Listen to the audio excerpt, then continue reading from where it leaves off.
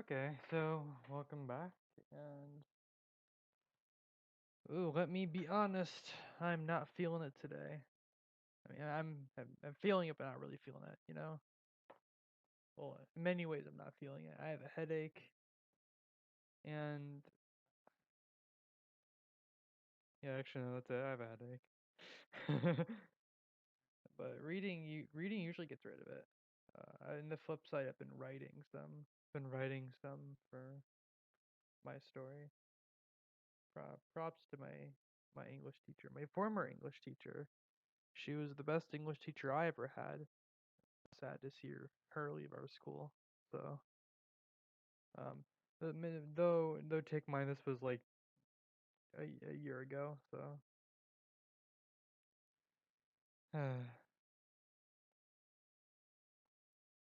what else should I totally had something else to say. I was gonna record this yesterday, and then YouTube was down, but that that wasn't really a reason for me not to. I just saw YouTube was down, and I got super sad, so I just didn't. Even though it probably would have been a prime opportunity to. It just happens. It just happens, I guess. Um, what have I been doing? For the past 3 days, I have read over 100 chapters of Doctor Stone manga. That's what I've been doing. What am I waiting for? I'm waiting for tomorrow so I can read the next My Hero Academia Vigilantes chapter. And then I'm waiting till the 15th, which is Sunday. I'm waiting till Sunday so I can read a chapter of a new chapter of Doctor Stone and My Hero Academia. But then I have to wait until what? So they're 5 days. 5 days. So like 1, 2, 3, 4, 5. Tuesday, Wednesday. Between the 17th and 18th to read a new episode, or to read a new chapter of JoJo's Bizarre Adventure. So there's that. Boy, I just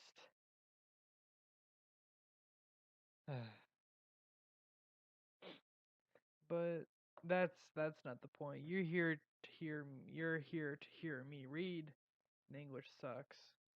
And I've been learning, and I've been sorry.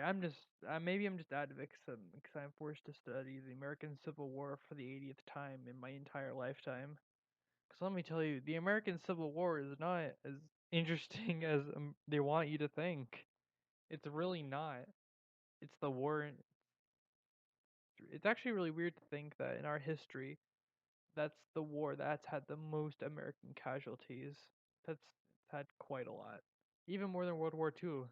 Um, Impressively. Well, I guess it shouldn't be impressively, but you know what I mean. It's really odd, really odd. I've been learning about so many things.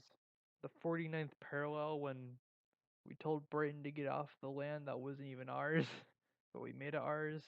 And Britain's like, fine, you can't cross this line because it's Canada. And Mexico basically did the same thing with the Mexican cession, saying you can't cross this line because it's Mexico. Except this, we'll sell you that. But what was I talking about? American history that doesn't really matter. Yeah. If you're if you're not American, it basically doesn't matter. Because guess what? American history is uninteresting. If I maybe if you've never like I mean, well, I'll be honest. After the early stuff, nothing happens out in other countries that I can be aware of. That I am aware of. They don't teach you anything that happened in Mexico. As far as far as I'm concerned, okay? As far as I'm concerned, there has not been issue. Let's, I'm gonna do a quick research on Google. Quick research on Google.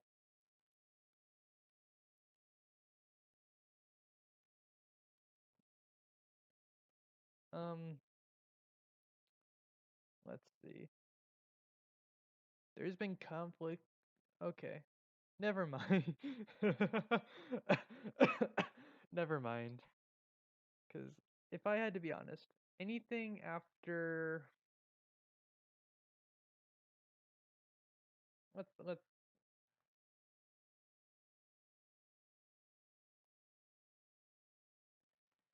anything after 1846, which is the year Great Britain and U.S. signed that Oregon Treaty that assigned the borders between America and Canada.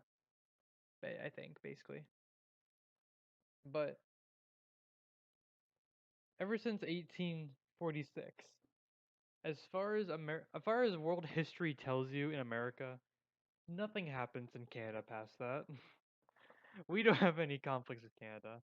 Well, well, it says we don't have any conflicts with Canada. Not that Canada didn't have conflicts. But we don't learn about anything in Canada, and I think that is criminally terrible because we're like, because America we're basically kissing Canada.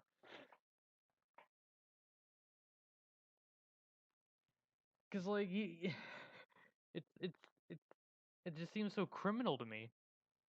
And even then, I think personally, if America owns the territory to Puerto Rico, right? Make Puerto Rico into a state and finally release Alaska from our clutches and just give it back to Canada, because it clearly is attached to Canada. Anyone with a map can see it. Also, I didn't know Canada was also up right under Greenland, but that just shows how good of geography I am. Don't believe what you're told, kids. Christopher Columbus was not the first one to discover America. The freaking sham he is. The freaking sham he is. No, no, no. He wasn't even the first European to discover America. Don't even credit the people who are already here. No, no, no, no, no, no, no, no. You want to credit the people to discover America? The Vikings were pillaging Upper Canada before any of Christopher Columbus and his goons set foot on like South America. Before those conquistadors burned burned the Aztecs to the ground, before any of Great Britain decided to slap their country on the side of North America. No, no, no, no, no. Yet Vikings pillaging Canada.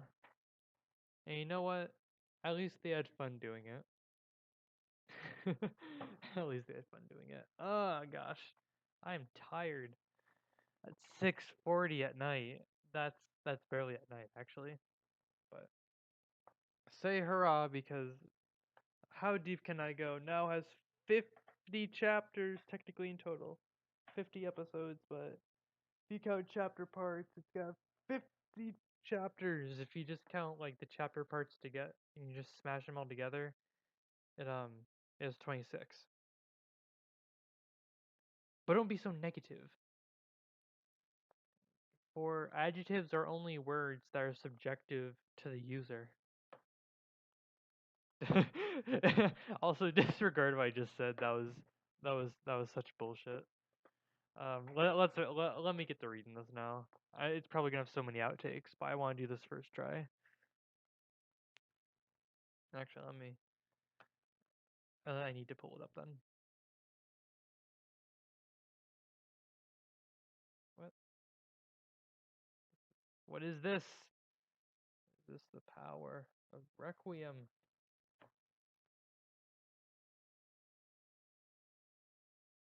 Um. Oh, I already see. I already see all. I already see capital letters in this chapter. Uh. All right. Probably a volume warning, because I probably am gonna be shouting. Because maybe not. The more tired I get, the more sensitive my ears are. So I don't know. I don't know. Volume warning question mark? There should probably always be a volume warning, but let's put volume warning question mark on this one, folks. 'Cause I'm feeling like it. Throw my charging cord away because my laptop is fully charged. Okay, I have to really psych myself up to read. Alright. Reading out loud. Reading out loud sucks. Well, it doesn't suck, it just My throat's already sore. Hold on, let me drink some water. You get the unedited experience of me starting to read. Amazing. I hope my voice doesn't crack anymore. The unfiltered experience of a sophomore reading out loud to the class. How it's a, God damn it. How long is this intro? It's 10 minutes, alright. How deep can I go? Chapter 6. A month had passed since my argument with Robin. I absolutely refused to talk to her again, especially after what she pulled. But to be honest, it wasn't truly because I was upset with her. It was Diana. She despised Robin, and if I was even around her, Diana would be screaming like there was no tomorrow. I wasn't up to listen to it, so anytime I saw Robin, I stayed away. Of course, I knew Robin was hurt by this, but I really couldn't care less. She should have known that this would have happened if she'd forced me to eat. It was her fault, so she could deal with it on her own. Surely she had other people to talk to anyways. She could go with and be with them instead of pestering me. I was now in the lower 80s again, which I was happy about. Finally, I'd almost lost all the weight Robin had made me put on. Thank God. My family wasn't happy to see me lose weight again, but they also knew I wasn't willing to talk about it. Nobody wanted to argue with me, which I was totally cool with. I'd rather be left to my own. I didn't need anyone but Diana. It was right after March break, so midterms were coming up, and I knew I was going to have to work hard to pass. The only downside to restricting was how much harder I had to work to keep my grades up. I knew I had to work especially hard on my bio project. It was due soon, and I still haven't even started yet. My plan was for that day was actually to buckle down and get at least a draft done that night. Once the bell rang to signify the end of the day, I started getting ready to head home. I dreaded working on that damn project, but I knew I had to. I was cleaning up my papers and textbooks from my desk when Lucille appeared behind me. I already knew it wasn't a school-related question she wanted to ask. It was another opportunity for her to call me fat and ugly. Hey, Piggy, Lucille said. You've gained quite a bit of weight, huh? Lucille seemed to know my weak point was my weight. Anything about my weight or eating. She knew those affected me the most. Even losing almost 30 pounds so far, she still thought it would be fun to call me such names. Shut it, I said. It stung knowing she could see the weight I had gained. It was my worst fear that others would see the weight I'd gained. It wasn't my damn fault. Couldn't stop yourself from eating? Lucille snickered. No self-control? I have plenty of self-control, I spat. I was in the mood for Lucille's crap, not when I was already stressed about midterms. This was new for me to talk back, and Lucille looked at Ted pissed that I did. Normally I'd remain quiet and let her say what she felt like saying. Guess she wasn't too happy about me talking back, though. Bitch. Lucille pulled out my books and threw them on the floor. I gave her a glare before kneeling down to pick up the mess. Unfortunately, she wasn't about to let me do that easily. I went to pick up a book and she stomped on my hand with her heels of her fancy shoes. My hand exploded with pain and I pulled away instantly, dropping my book. I held back tears as I held my throbbing hand, trying to ease the pain. On the other hand, I tried picking up my stuff again, and Lucille simply kicked it out of my hand. I tried again and again with the same result. Both my hands were throbbing and I was breaking down, with tears streaming down my face. I was trying hard not to let her see that, but it was impossible. No matter how strong I wanted to be, I couldn't hold back from crying like a baby. What's the matter? Too slow? Come on, pick it up! I tried to pick up my things again, but with every attempt my hands would get more and more bruised. Couldn't hold it anymore, and I completely broke down. I was crying so hard I could barely see. I didn't know what to do. Lucille! I heard Robin's voice in the distance. She sounded pissed. I could hear her running over to Lucille with a loud crunch. I couldn't follow what was happening though. I was too busy sobbing my eyes out and trying to ease the pain in my hands. A couple seconds later, I could see Robin kneeling down beside me. I didn't dare look up at her, though. This was a bad time to end up arguing, so I tried to keep my head down. I felt myself crumble to the floor and curl up into a ball. I could hear Lucille and Robin arguing, and then my bio teacher, Mrs. Smith, joined in at some points as well. Couldn't exactly follow what was going on. It was a bit too much for me to handle at that point. I just wanted it to end. After what seemed like a long time, both Mrs. Smith and Robin kneeled down beside me. Robin was running her fingers through my hair in an attempt to comfort me. She knew that tactic almost always calmed me down. It was a weird thing, but oddly enough, it always worked. It was calming me down, and with enough time, I could finally listen to their conversation. Been keeping an eye on you, you know, Mrs. Smith said sadly. Her marks have been dropping just as fast as their weight. I don't want to see her go through the same way as my cousin. Your cousin? Robin asked. Mm-hmm. He had anorexia, and unfortunately, it took his life. So when I started seeing signs of anorexia in Diane, it worried me. You think that's what she's got? Robin asked. Robin may have known a lot about my depression and anxiety, but she didn't know much about eating disorders. They never really were talked about in those years. I'm almost certain she's anorexic. You're too fat to be anorexic. You don't have a problem. They got it wrong. If anything, you're a binge eater. No, I muttered through my sobbing. I couldn't make any more people worry about me. Anorexia was a serious mental illness, and I wasn't about to make people worry because they thought I had it. I'm not anorexic. Diane, Mrs. Smith sighed. She was saddened by my response. It wasn't that hard to tell. You're in denial. I know it's hard, but you need help. I shook my head no. I definitely did not need help. I was fine. Maybe if I got to a lower weight, I'd need it, but not now. I was still fat, and besides, I didn't have any serious health issues or anything. I was fine. There are plenty of treatment centers out there that can help you. You don't have to do it on your own, and I'm sure Robin will gladly support you. Darn right, said Robin. I can't. I wanted to scream at them for telling me such a nonsense. There was no way in hell that I was letting anyone get in my way of losing weight.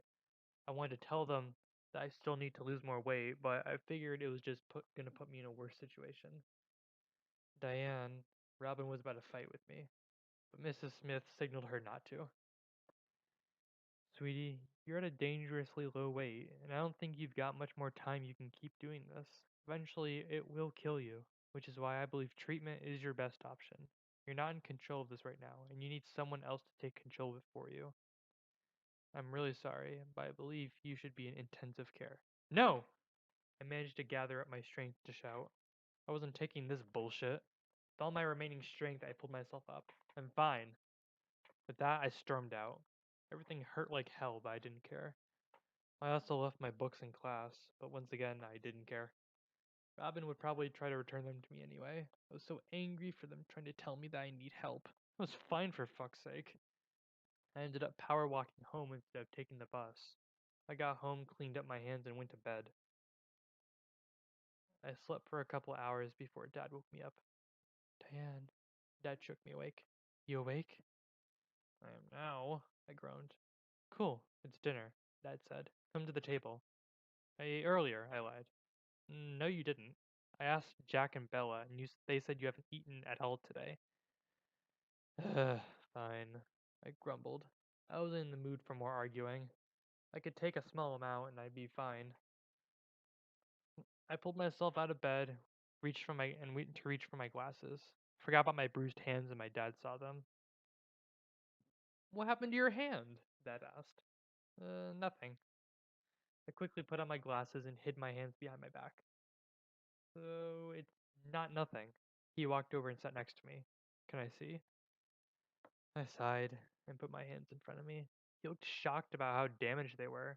They were covered in black and blue bruises, with a couple of cuts where Lucille's heel actually punctured my skin. What happened? Dad was clearly worried. My god, it's like someone stomped on your hands. I accidentally dropped my books on my hands. I lied. I bruise easily. Dad sighed. You know that's because of your weight, right? You're gonna bruise easier than Bella per se.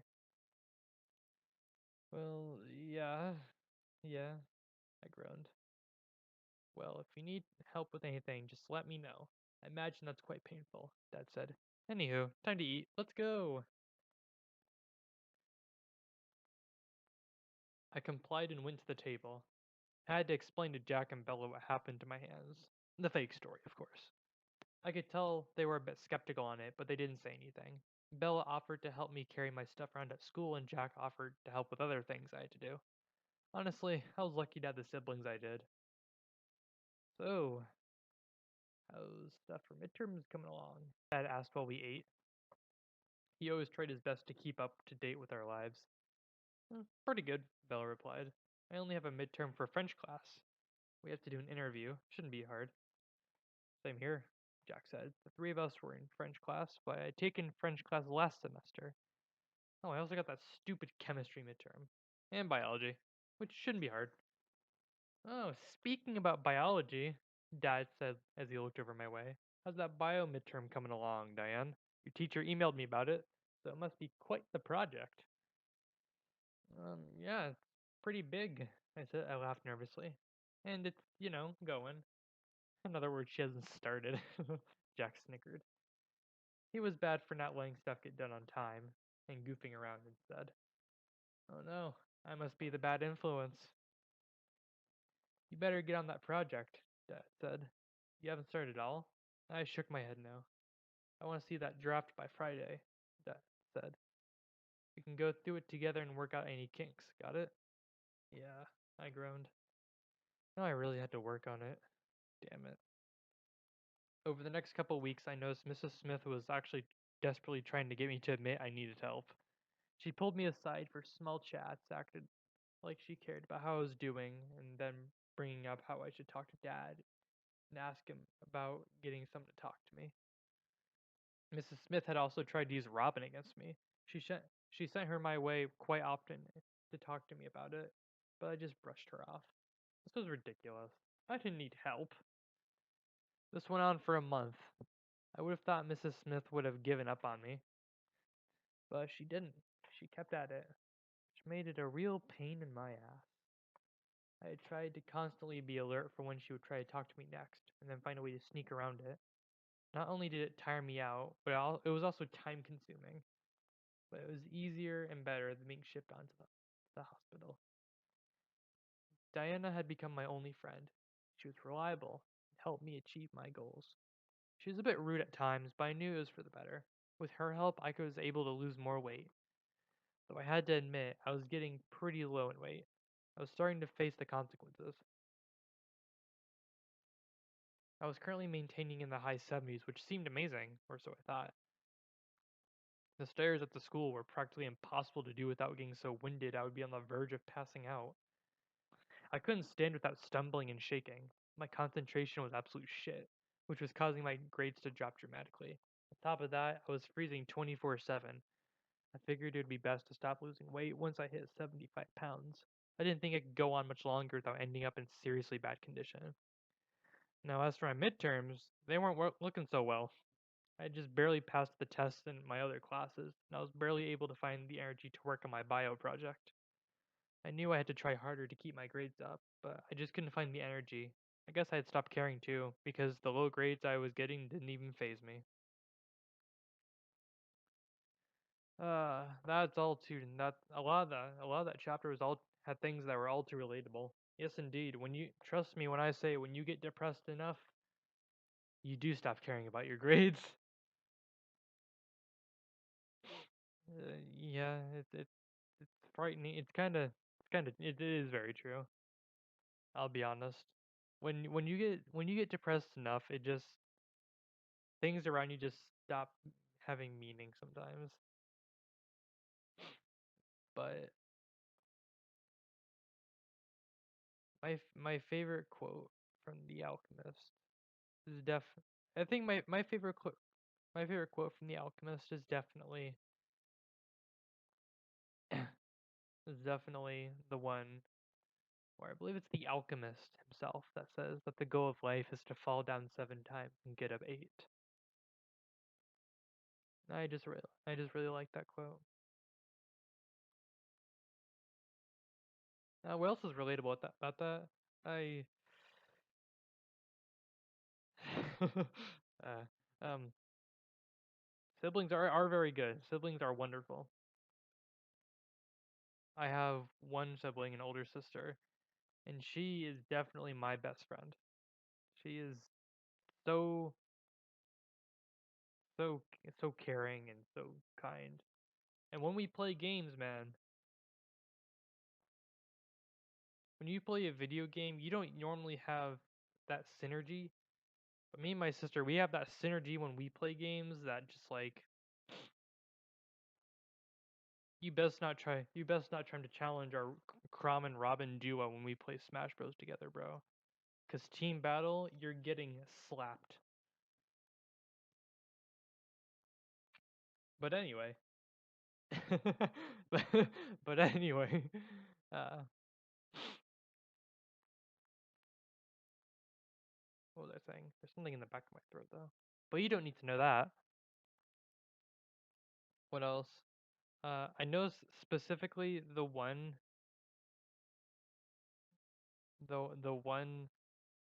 part where Diane mentions how people, I guess, was it how people like basically rubbing through her hair calms her down. I can also relate to that. I will fully admit that I can relate to that because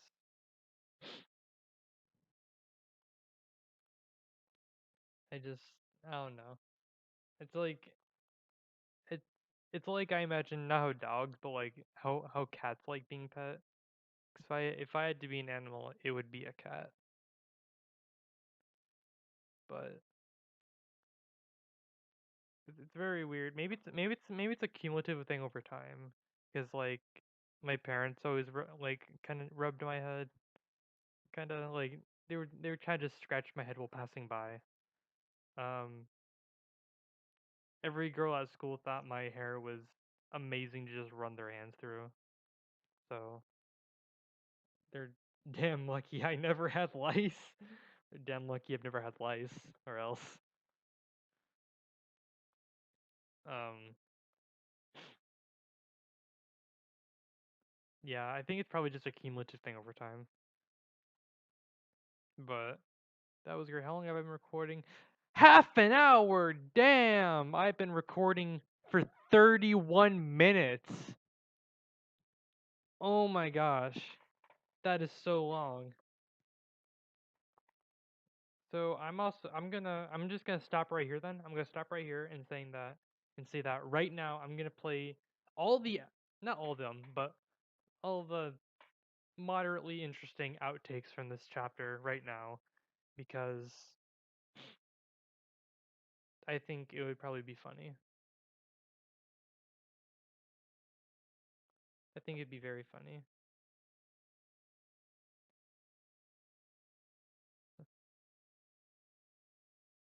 Um, yeah, and that will be the end. So look at these bloopers.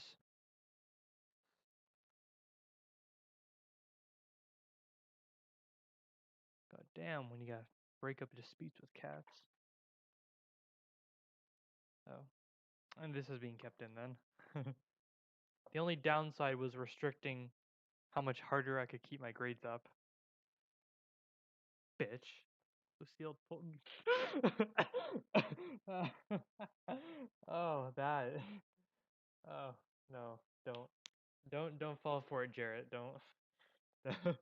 No, I can't say that. Expect me for easily. Bitch.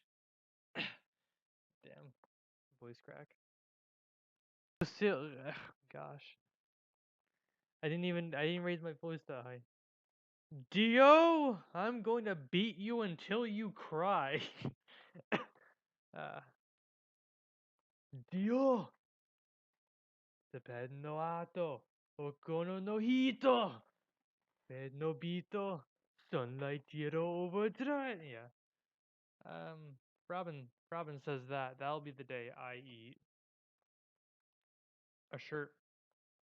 Elite part of a shirt. Elite, the corner of a shirt. Lucy! I thought that was not into it. Psych myself up. I could hear Lucille and Argan robbing. What? Lucille and Robin arguing? Lucille and Arben rogging? What the hell was that?